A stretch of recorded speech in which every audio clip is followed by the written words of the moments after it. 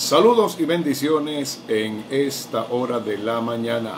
Qué gozo, qué alegría, qué bendición poder estar interconectados ustedes y nosotros a través de este recurso que el Señor nos ha entregado.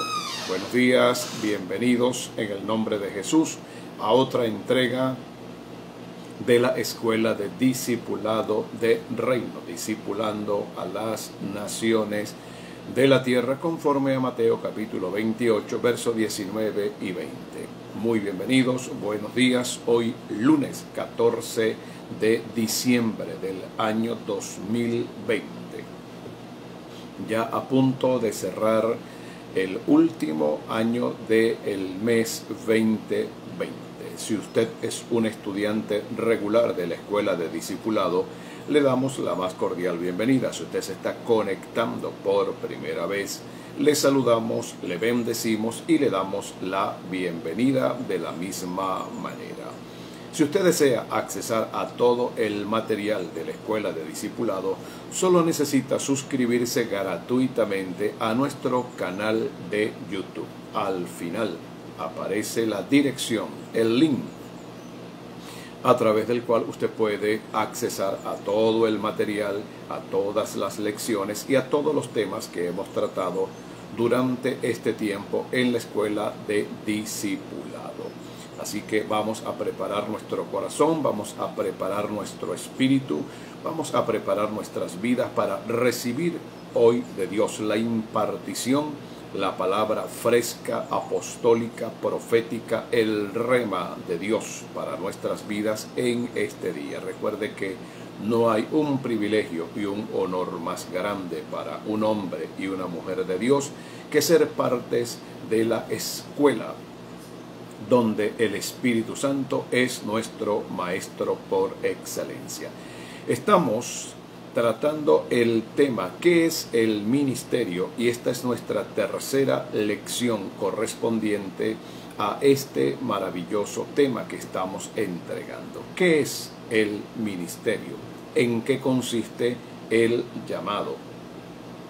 ¿Cómo descubrir, cómo aprender a catalogar los dones, el llamado que Dios ha puesto en nuestras vidas? ¿Cómo entender el propósito de Dios y cuál es el lugar que debemos ocupar dentro del cuerpo de Jesucristo? Saludamos y bendecimos a la familia Lugo Zambrano, Barinas, Venezuela, full sintonía en esta hora de la mañana. Vamos a tomar como texto de apertura, como texto de entrada, Efesios capítulo número 4, si usted tiene su Biblia al alcance de la mano, y si va a llevar nota, por favor, le sugerimos que tenga papel y lápiz disponible. Efesios capítulo número 4, versículo número 7 de la Reina Valera 60, dice de la siguiente manera: pero a cada uno de nosotros fue dada la gracia conforme a la medida del don de Cristo. Pablo comienza a explicar en detalle lo que significan los dones de Cristo para la iglesia. Hemos dicho en la lección anterior que existen por lo menos tres tipos de dones diferentes, de talentos o habilidades con las cuales Dios ha dotado a cada ser humano, creyente y no creyente. Óigase bien, dones, talentos y habilidades con las que Dios ha dotado a cada ser humano que nace, a cada ser humano que hace acto de aparición en el momento del alumbramiento o en el momento del nacimiento. Existen los dones naturales, existen los dones espirituales y existen los dones ministeriales. Los dones naturales son los dones y las habilidades con las que nacemos desde el mismo momento en que somos engendrados en el vientre de nuestra madre. Son dones producto de la herencia, la genética, son dones producto de las habilidades y las destrezas que poseen nuestros padres o que posee nuestra familia o poseen nuestros ancestros y que son transmitidos dentro del paquete genético y de los cromosomas con los cuales nosotros hemos nacido. Estos, aunque son dones naturales, de la misma manera son dones que proceden de Dios. Existe un segundo grupo de dones que son conocidos como los dones espirituales. Estos dones solamente los poseen aquellos que han nacido de nuevo, han confesado a Cristo como Señor y Salvador y han experimentado el nuevo nacimiento de manera análoga o de manera semejante, a manera de comparación. Así como los dones naturales vienen envueltos en un paquete genético dentro de cada ser humano que nace en cualquier parte del mundo, independientemente de cualquier religión, cultura, posición política o económica, los dones espirituales vienen dentro de la genética espiritual y dentro del paquete espiritual dado por el Espíritu Santo de Dios. El apóstol Pedro, en la primera carta del apóstol Pedro, en el capítulo número 4, vamos a mirar lo que dice el apóstol Pedro en la primera carta de Pedro, capítulo número 4, en el versículo número 10. Primera de Pedro, capítulo 4, versículo número 10. Pedro dice: cada uno según el don que ha recibido, ministrelo a los otros como buenos administradores de la gracia, como buenos administradores de la multiforme gracia de Dios. Repito, primera de Pedro 4:10. Cada uno según el don que ha recibido. Con este texto, Pedro nos da a entender que dentro del diseño, dentro de la arquitectura con la cual fue creada la iglesia de Jesucristo, cada creyente, lo sepa o no lo sepa, lo entienda o no lo entienda, esté consciente o no esté consciente de ello, cada creyente ha recibido un don distinto, un don diferente, una habilidad y una capacidad sobrenatural dada por el Espíritu Santo para servir al cuerpo de Cristo y servir a la iglesia local en la cual se encuentra. El gran dilema y la gran pregunta que muchos creyentes y discípulos enfrentan hoy en día es la siguiente: ¿cuál es el don o los dones que Dios me ha entregado? Eso es algo que usted tiene que aprender a descubrir. Es algo que usted tiene que aprender a discernir en el nombre del Señor. Y vamos a tratar de ayudarle a través de este grupo de lecciones y hasta a través de este grupo de enseñanzas cómo descubrir esos dones. El tercer grupo de dones corresponde a hombres y a mujeres que han recibido un llamamiento especial, un llamamiento particular y un llamamiento al ministerio. Por eso se conocen con el nombre de dones ministeriales. De eso es lo que habla el apóstol Pablo en la epístola a los Efesios en el capítulo número 4, cuando menciona los dones en Efesios capítulo 4, versículo 7 en adelante. Pablo el apóstol dice en Efesios 4:7: pero a cada uno de nosotros fue dada la gracia conforme a la medida del don de Cristo. ¿Cuáles son esos dones de Cristo que se mencionan en Efesios 4, versículo número 11? Y el mismo Cristo constituyó a unos apóstoles, a otros profetas, a otros evangelistas, a otros pastores y a otros maestros. Ahí están los dones de Cristo para la iglesia. No se deben confundir en ningún momento los dones naturales de los dones espirituales. Y no se deben confundir los dones espirituales que todo creyente recibe de los dones ministeriales, que son 5 imparticiones, son 5 unciones, son 5 dones a través de los cuales Jesucristo ministra a su cuerpo, ministra a su iglesia, ministra a su pueblo: apóstoles, profetas, evangelistas, pastores y maestros. Usted nunca debe confundir los dones espirituales con los dones ministeriales. Hay una gran diferencia entre los diferentes géneros de lenguas, la interpretación de lenguas, la profecía, los dones de sanidades, el don de milagros, el don de fe.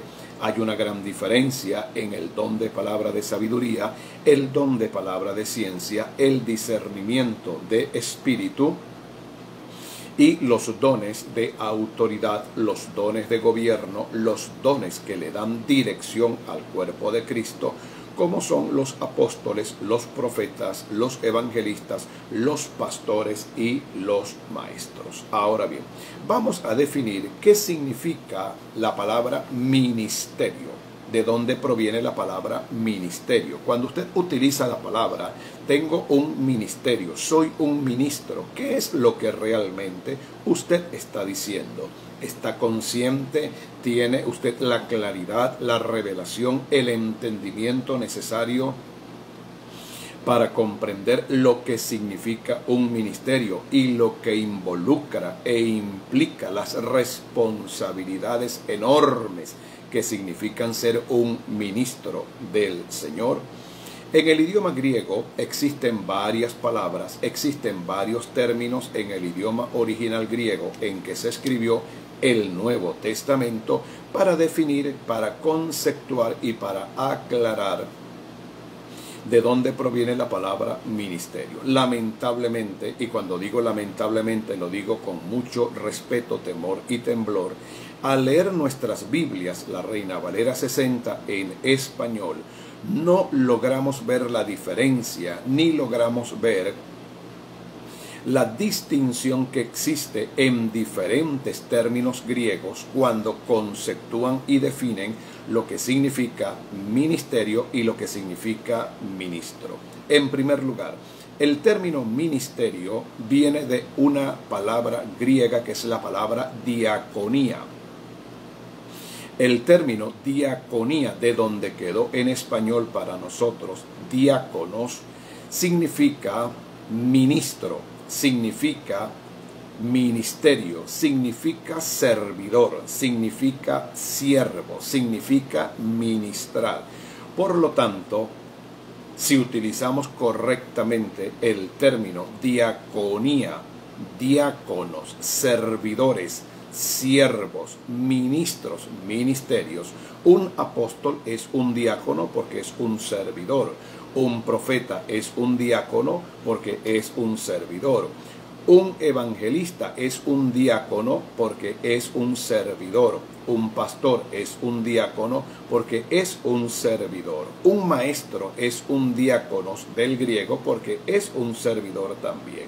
Nosotros, dentro de la estructura fundamentalista que tenemos y tradicional, simplemente llamamos diáconos a aquellos hombres y mujeres que se dedican a atender y a servir en las áreas domésticas de la congregación local. Les etiquetamos el nombre de diáconos y pareciera que diáconos se circunscribe solamente al grupo de los hermanos o de las hermanas que se dedican a servir en las puertas, recibir a las visitas, hacer mantenimiento al local, repartir los sobres de los diezmos, recoger los diezmos y las ofrendas y visitar a los enfermos. En un término amplio de la expresión griega, diáconos son todos los ministros porque todos hemos sido llamados a servir. Hay una perversión y una corrupción de lo que significan los ministerios hoy en día. Muchas personas han olvidado que un ministro es un servidor del cuerpo de Cristo.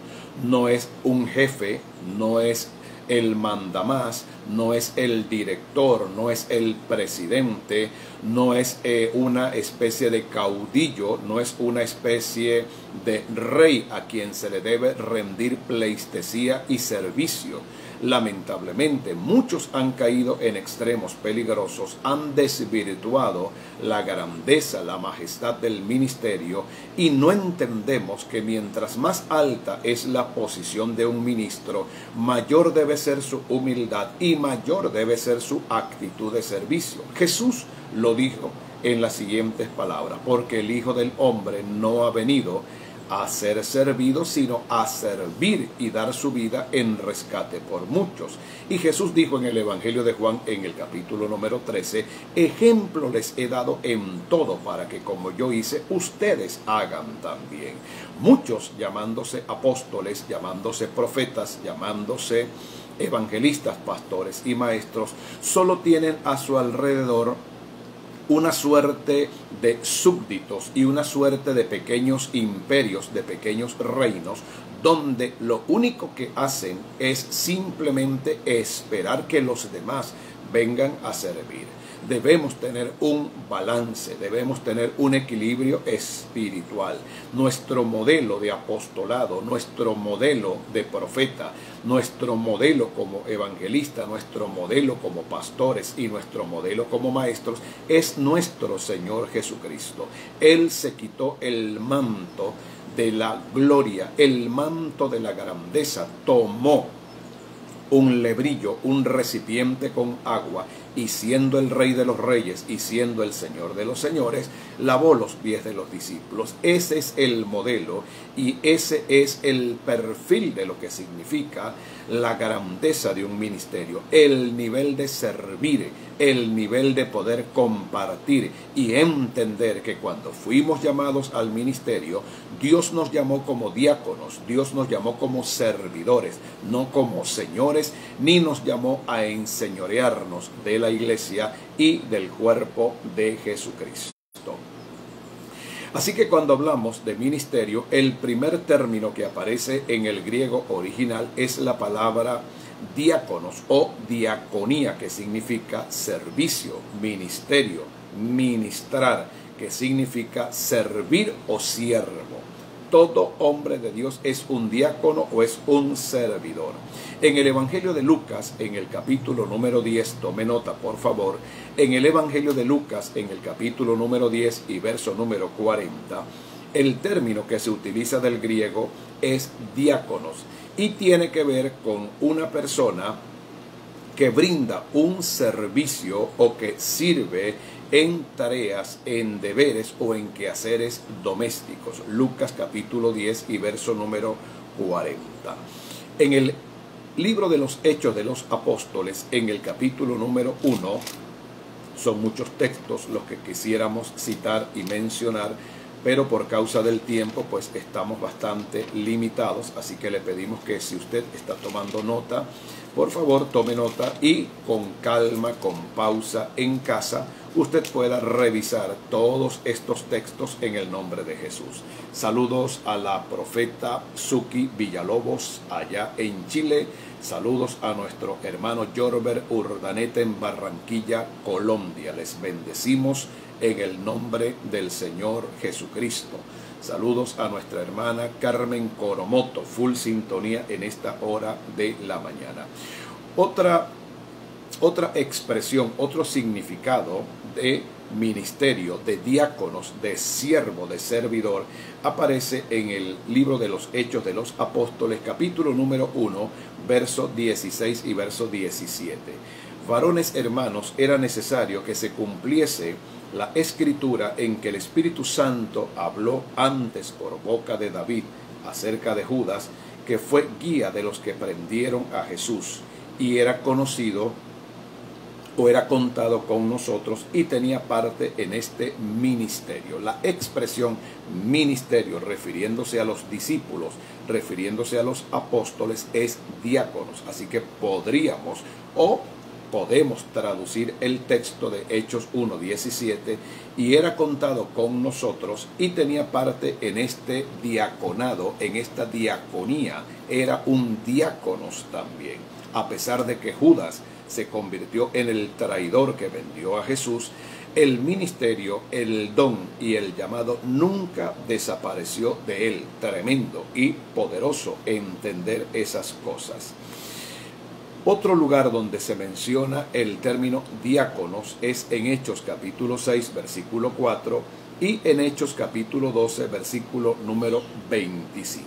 Con estos textos, un apóstol es un servidor del cuerpo de Cristo. En 2 de Corintios capítulo 8 versículo número 4, si está llevando nota, 2 de Corintios capítulo 8 versículo 4, el término ministerio se traduce por servicio. En 2 de Corintios capítulo 9 versículo número 1, 2 de Corintios capítulo 9 versículo número 1, el término ministerio se traduce como ministración. En 2 de Corintios, quiero que miremos rápidamente un texto, en 2 de Corintios, en el capítulo número 3, en el versículo número 8, 2 de Corintios, capítulo 3 y versículo número 8, leemos en la Reina Valera 60 de la siguiente manera: ¿cómo no será más bien con gloria el ministerio del Espíritu?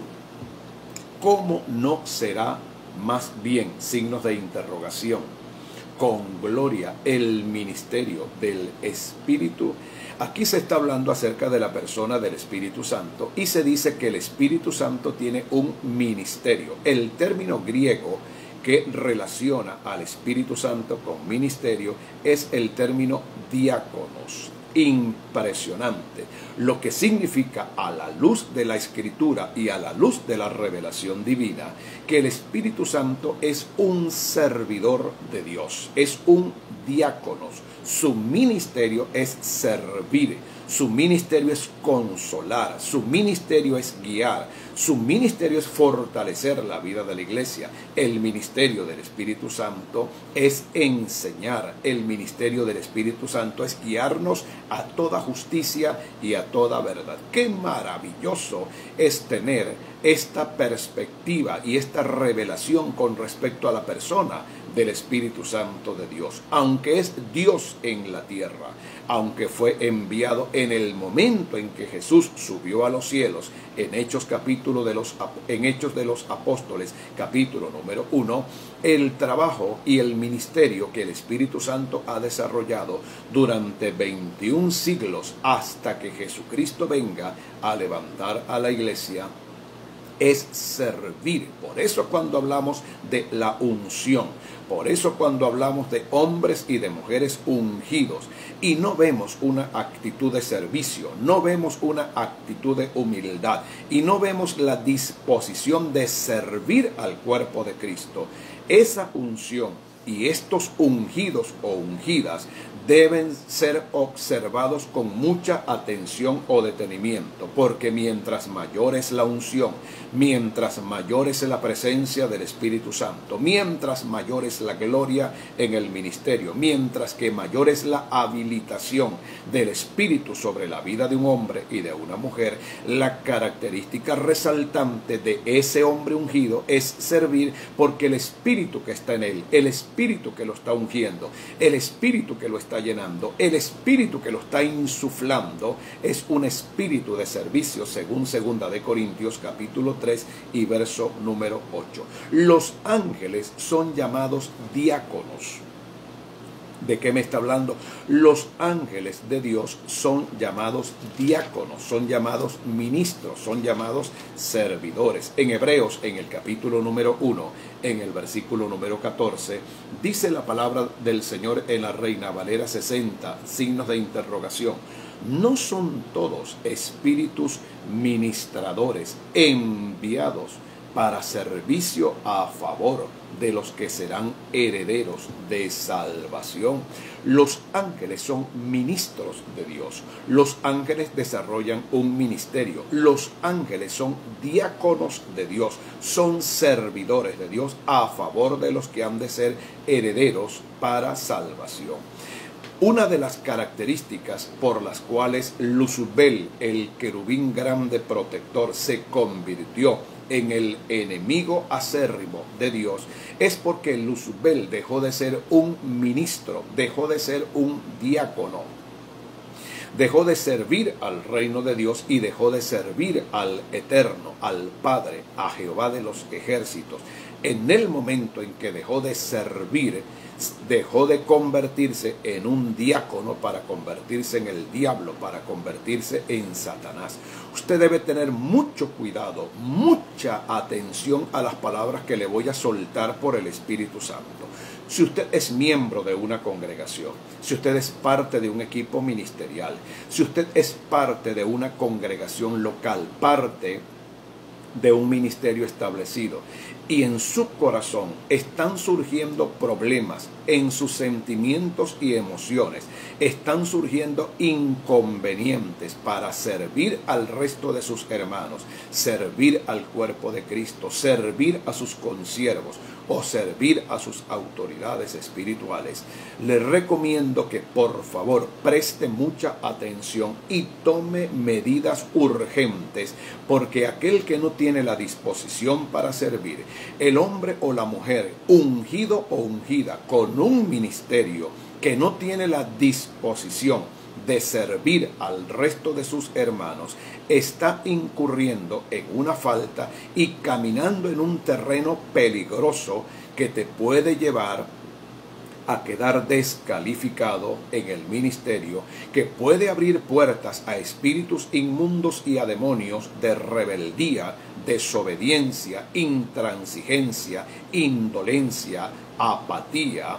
Es muy peligroso cuando un hombre y una mujer de Dios toman el ministerio y no lo toman para servir al resto de sus hermanos, cuando quieren endiosarse, cuando quieren engrandecerse, cuando se consideran superiores a los demás, cuando el egocentrismo, la egolatría, el orgullo, la soberbia, la prepotencia inunda el corazón y comenzamos a ejercer el ministerio con sentimientos equivocados, con sentimientos corruptos, corrompidos, pervertidos y con motivos totalmente alejados del propósito de Dios. Si usted está en una iglesia, está en un ministerio y se cierra en su corazón y no tiene la disposición de servir, usted contradice a sus autoridades espirituales, hace todo lo contrario a lo que se le indica que haga, porque ya usted es un ministerio, porque Dios lo usa, porque usted es un ministro, porque usted está ungido, porque lo están invitando de otras congregaciones, porque le están llegando invitaciones de otros países, de otras naciones, porque usted de su congregación local ahora está frente a multitudes. Tenga mucho cuidado. Así comenzó Satanás, así comenzó el diablo, así comenzó Lucifer, y mire usted en lo que ha terminado. Si algo debe caracterizar a los hombres y a las mujeres de Dios es la disposición de servir, es tener una disposición a ser humildes, es tener una disposición a escuchar instrucciones, recibir directrices, mientras usted camine en humildad, en sencillez y camine con un corazón dispuesto a servir, usted está funcionando y está caminando bajo la perspectiva y el diseño correcto de lo que significa un ministerio. Eso debe quedar muy claro y es muy importante que se convierta en una constante en nuestras vidas. Estamos viendo con mucho dolor y estamos viendo con mucha preocupación cómo hay focos de rebelión, cómo existen focos de desobediencia, cómo existen focos de confrontación en muchos líderes dentro de las congregaciones, que lo único que ha provocado y ha traído como consecuencia son divisiones, fracturas, han traído malos testimonios y han arrastrado con ellos en su locura, en su desobediencia, en su rebeldía, en su orgullo. Lo único que han traído es fractura y dolor al cuerpo del Señor Jesucristo. Espere el momento de su ascenso, espere el momento de su promoción, espere con paciencia, sirviendo a Dios con amor, con gratitud al cuerpo de Cristo donde usted se reúne y se congrega. Espere el tiempo de Dios, no se adelante a los eventos, no se adelante a los acontecimientos. Aprenda a tener un carácter correcto, aprenda a entender que el lugar donde Dios te ha colocado, la iglesia donde Dios te ha colocado, el ministerio donde Dios te ha colocado, la cobertura y la paternidad bajo la cual Dios te ha colocado, es el lugar, es la paternidad y la cobertura donde debes funcionar hasta el día en que el Espíritu Santo decida y determine que debes comenzar una nueva etapa, un nuevo nivel y una nueva dimensión en tu ministerio. El segundo término, ya para terminar, que se traduce en el Nuevo Testamento como ministerio, como ministro, como servicio, como servidor o como siervo, es el término leiturgia. De leiturgia quedó el término leiturgos. Es lo que se traduce en español como la liturgia. La liturgia no tiene que ver necesariamente con el orden de un culto o con el orden de un servicio o con la forma como se desarrolla una actividad eclesiástica dentro de la iglesia. Eso es un concepto religioso, tradicionalista, que debemos revisar, debemos replantear y debemos reformular. Cuando la Biblia habla de la liturgia o del leiturgos, eso significa en español ministerio, ministro, servidor o servicio. Los leiturgos son los hombres y las mujeres a quienes Dios usa, a quienes el Señor toma como instrumentos para bendecir y para servir al cuerpo de Cristo. ¿Cuál es la diferencia entre el leiturgos y el diáconos? ¿Cuál es la diferencia entre la liturgia o la liturgia y la diaconía? Es importante establecer diferencias. Un leiturgos es aquel que desarrolla un servicio calificado dentro de la casa de Dios. Este término se utiliza en el libro de los Hechos de los Apóstoles. Vamos a mirarlo rápidamente. En el libro de los Hechos de los Apóstoles, en el capítulo número 6 y versículo número 4. Y nosotros persistiremos en el ministerio o persistiremos en la oración y en el ministerio de la palabra. Hechos 6:4. Estas palabras brotaron de la boca de los apóstoles Pedro y Juan, que estaban al frente de la iglesia de Jerusalén. Y nosotros persistiremos en la oración y en el ministerio de la palabra. El término ministerio que aparece en Hechos 6:4 es el término leiturgos, es decir, una función específica. Ya no estamos hablando de manera general o de manera genérica acerca del servicio. Ahora el leiturgos es una persona con una función específica, con un objetivo específico, con un llamado específico, con una asignación específica.